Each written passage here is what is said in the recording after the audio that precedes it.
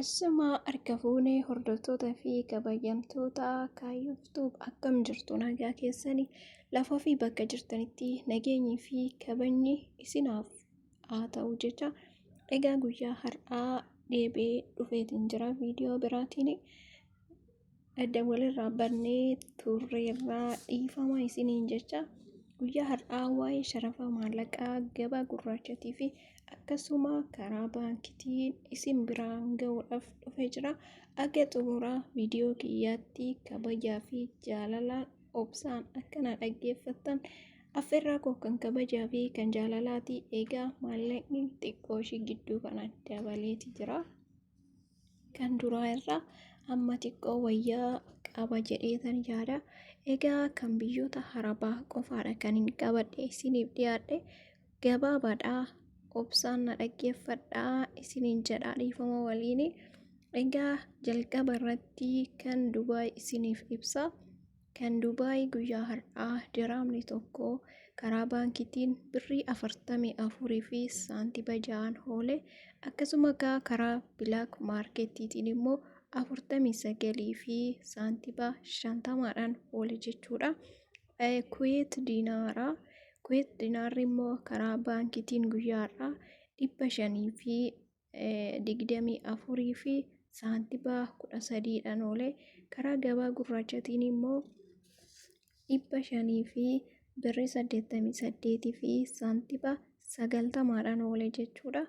Akkasuma kan Saawudiittan darbaa. Kan Saawudii immoo riyaalli tokko karaa baankitiin birrii 43 fi saantiba 18 oole.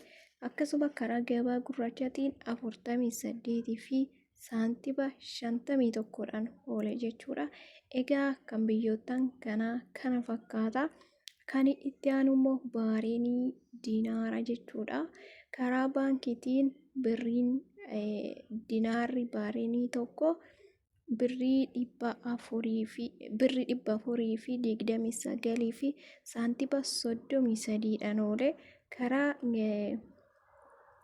gabaa gurraachaatiin immoo 400 fi 81 fi 95dhaan oole jechuudha. Kan itti aanu Kaatarii. Kaatar karaa baankitiin birrii 44 fi saantiba 25 yoo ta'u, karaa gabaa gurraachaatiin immoo birrii 49 fi saantiba 71 oole jechuudha guyyaa har'aa. Kan itti aanu Joordaanii. Joordaan diinaarri isaanii tokko karaa baankitiin birrii 200 fi 28 fi saantiba 20dhaan oole. Akkasuma immoo karaa gabaa gurraachaatiin 200 fi birrii 60 fi saantiba 86dhaan oole. Inni dhumaa Oomaanii jechuudha. Oomaniin diinaarri isaanii tokko birrii 400 fi 20 fi saantiba 80dhaan oole.